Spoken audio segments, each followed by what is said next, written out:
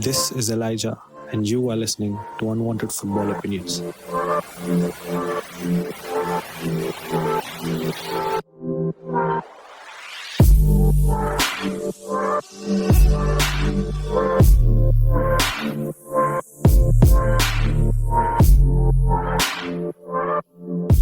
Welcome to another episode of Unwanted Football Opinions. Today we'll be doing a deep dive into Bayern Munich and trying to analyze them with our amateur knowledge as much as possible. And today we have Jithu, our Bayern fan, breaking down stuff for us. So Jithu, we'll start off right away. The first thing I would like to ask is, what do you expect from them after all that they have achieved last season? Have the expectations from the team gone up because they are now treble winners and an all-conquering team? Yeah, of course it has. The expectations are always there. I'll tell you this something. See, even what happened in that previous match when Schalke. Okay, so after first half, Bayern I think scored 3-4 goals. So Hansi Flick was actually pissed off that they missed 3-4 chances that they could score 4 more goals. So they are going to be ruthless. If other team doesn't take their chances, they will take their chances. Then they won't stop at 7 or 8. If they get chances in the last minute also, they will take it. So that's what I see in this team. This is by far the most ruthless Bayern team I have seen in years. And I think that was very clearly visible when you saw their first game, 8-0 against Schalke. They were literally ruthless is the perfect word. They were not stopping. Every chance they got, they wanted to score. And I think that's becoming more of a common theme with every team. But I think it's more clearly visible in Bayern. Okay, let's move on and talk about what are the new signings that have already come in and what are the new signings that you're expecting. So let's talk about any signings that have already come into the team. So the new signings, I think it had been completed prior to the Champions League, I think, ending part, Sane and Kusai. So Kusai is this young defender, centre back we bought from PSG.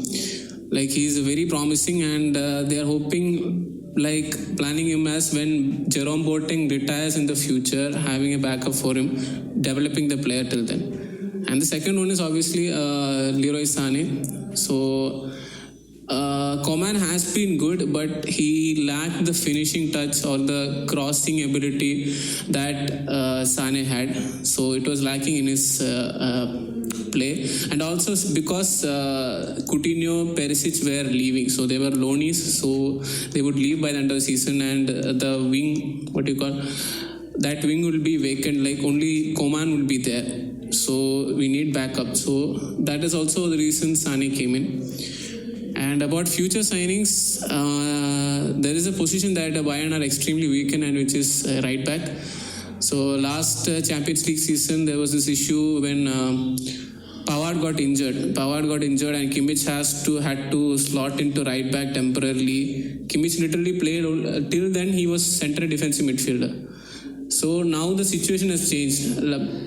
Back then we had Thiago, now we don't have Thiago. So if Kimmich also goes out, then someone from, I think David Alaba should come.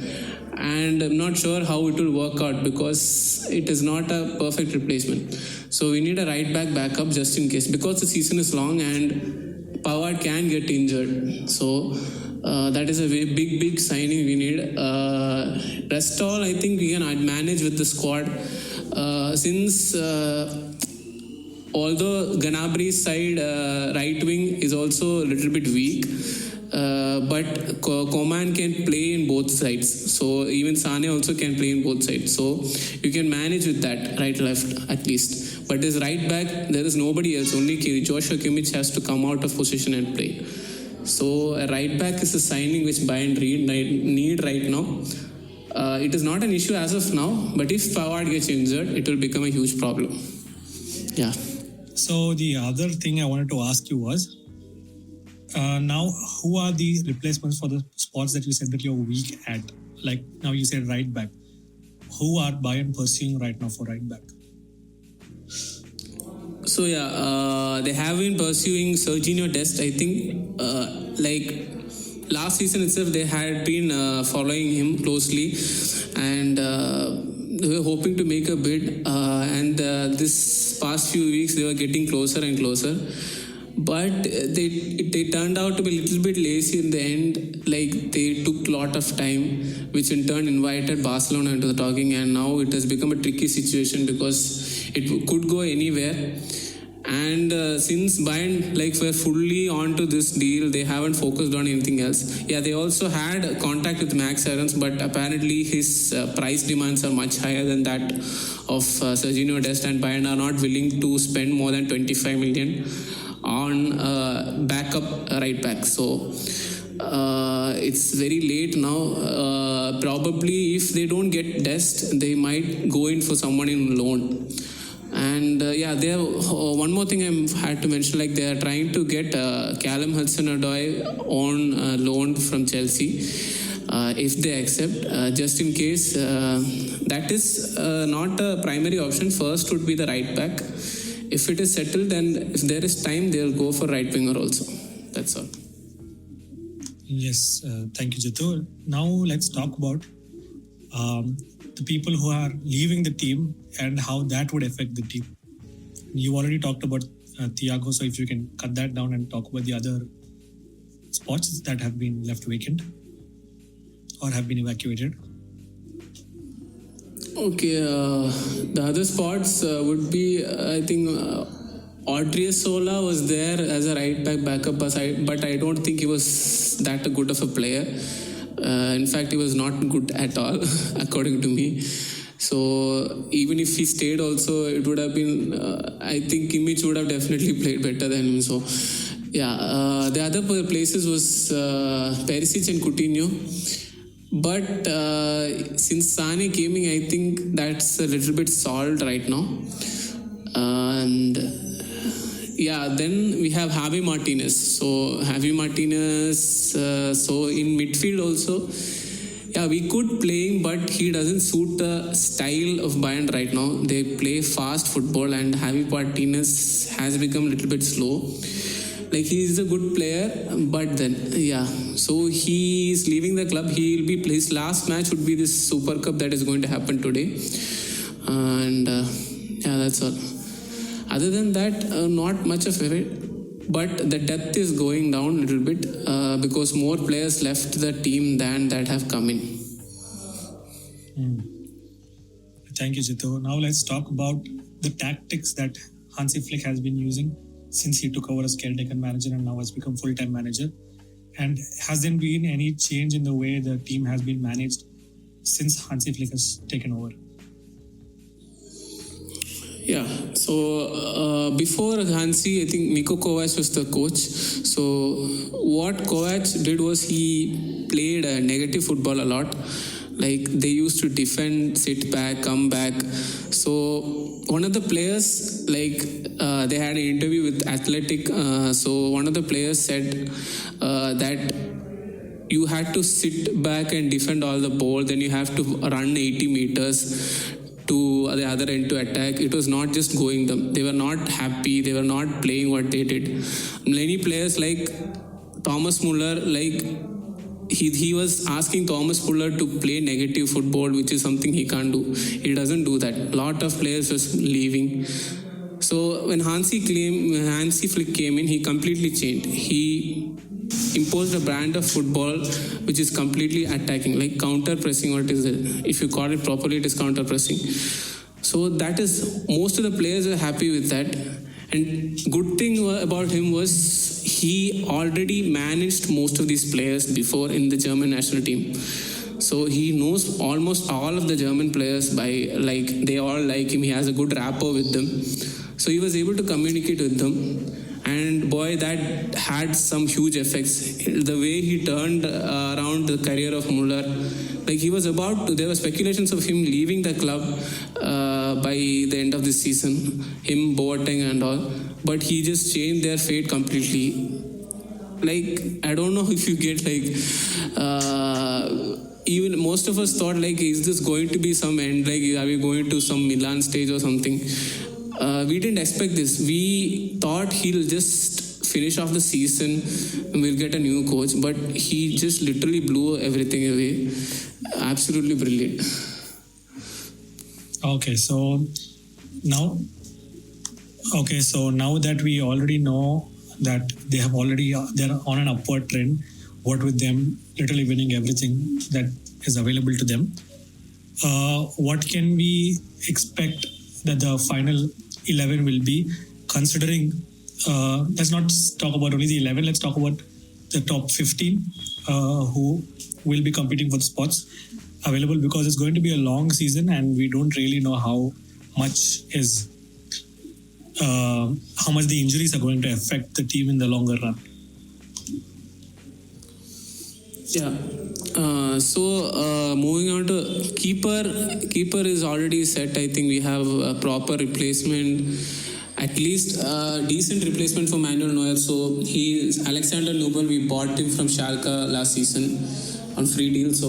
And we have third choice as Fruchel. That position is comparatively okay for us. And moving on to defense, other than right back, every other position we have more than one or like top options. So if you go to centre back, you can have Boateng, Alaba, Sule and Hernandez. Hernandez can play centre back as well. So if you go to left back also, we have two options, I think. So this Davies can play as left back. Again, Hernandez can play as a left back as well. Again, Alaba can also play as a left back, makeshift. All of them, like, that is what is good about the team right now. Like, there are a lot of players which can play in multiple positions. And that goes to defense also. If you go to midfield also, David Alaba can play as a center defensive midfielder. So he plays for his national team, Austria, as a center defensive midfielder. So moving on to midfield, it would probably be starting, there'll be double pivot, Goretzka and Kimmich. Mostly they will be starting. It used to be Thiago and Kimmich, but it will be Goretzka and Kimmich from now on. And midfield, we only have the place Goretzka and Kimmich are playing. Javi Martinez was there, now he's leaving. The replacements other than that will be young players usually. And moving up, we'll have Thomas Muller will be playing as second striker, or what you call central attacking midfielder. And on the wings, left wing, we have Sane and Coman. Pretty decent. And we have this new kid, Jamal Musiala. He's 17, I think he's from Chelsea Academy, I think so. I think we bought him a long time back. So he's a very good player. I think he can play in both the wings, which is actually very good. And he can play, he's like Havertz in certain aspects. So he can play anywhere in the attack. So he can play as attacking mid, he can play in the wings, he can play as a striker, whatever. So that is good. He's a developing player. Other than that, Muller's position, we have one more guy, Michael Cuisance. He's still developing. He's showing signs of improvement last season. He scored a brilliant goal last season, which a typical Robben style goal. So he's also there. And moving on to striker, the only other option that is there in the team is Joshua Zirkzee. The thing is, striker is that Robert Lewandowski is so good right now.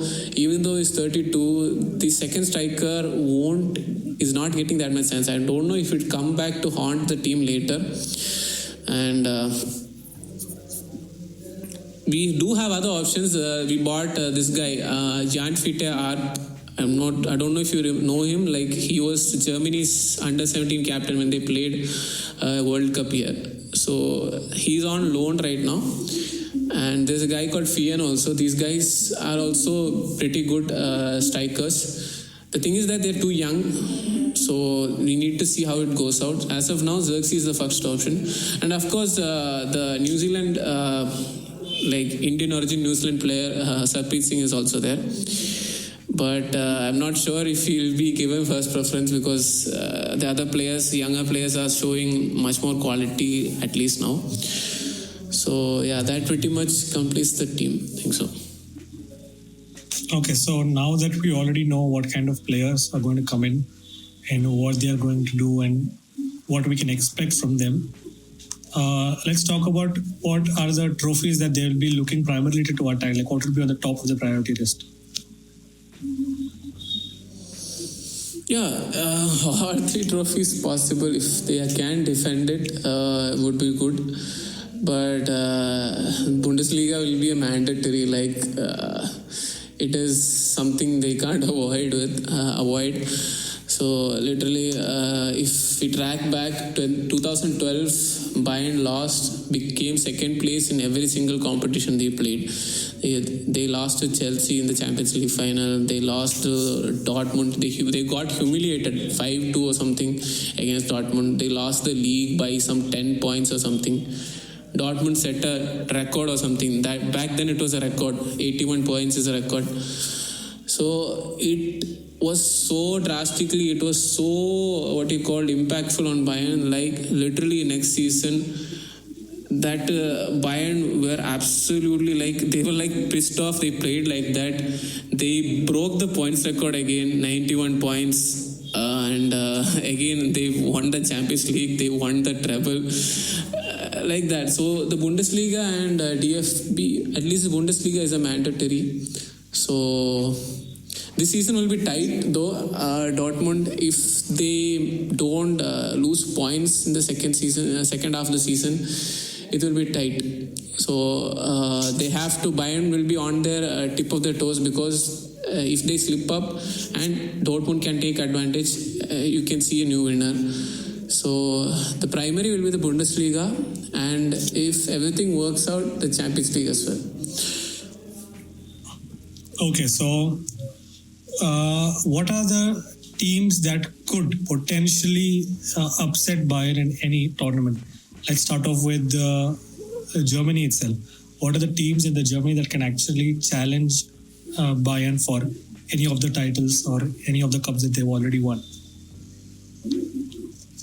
So, if you move on to cup competition, I think you can't say a specific team, but Bayern have lost to mediocre teams also. Forget the last 2 times. Before that, Bayern had lost to Frankfurt or something in the final. So, at the moment, the big teams which can beat them are Dortmund and Leipzig. I would favor Leipzig a little bit, because their coach, last time he perfectly dealt with how to control the Bayern attack. So every time Bayern played Leipzig, it ended up in a draw. Leipzig would be the team which I will, but then Dortmund, yeah. I'm not sure how good their coach is, but given their individual talent that they have and the talent they've brought in, they are capable of beating. Is that they just have to inspire themselves. They just have to get the mentality. That's all. Yes. So on the European stage, what are the teams that could challenge Bayern for the title this year, in your opinion, knowing the flaws that they have and the strengths that other teams have? Okay, so I'm not expecting Real Madrid and Barcelona to be a challenge right now. Honestly, no one is, but right. Yeah.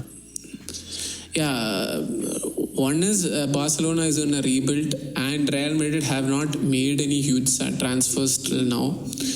So, not this season, at least next season, Real Madrid will be back. I'm telling you, they'll be back. They are going to spend this season. I don't think they are going to buy anyone also after this, because their stadium work is going on. So they are a bit short of money right now. So it will be mostly from PSG can come in, but it will be mostly from Manchester City and Liverpool usually. So now that Thiago is there in Liverpool, I fancy them a chance of winning the league and probably giving a chance of winning the Champions League also. The other team is Manchester City, because after last season, Pep Guardiola won only just one trophy, which is a League Cup. I don't think that's a big trophy also. So he would be hungry for trophies right now. He would be really angry right now. So I expect him to show that. And so far they've started the season, I think so, right? I'm not sure. I've not watched the match now. They have played one game against Wolves. Yeah, so okay. So they have been a positive start right now. I think last season they lost to Wolves, right? Yeah, they lost both times to Wolves, if I remember correctly. Both times, okay. So this is a positive. They're fixing their whatever errors they have. And this is the last chance. I think if they don't perform well in the Champions League, at least reach the final, I don't see they might lose Kevin De Bruyne, because I have a feeling like next season Real is going to do a big transfer bonanza, whatever it is, and they might rope in all the big players.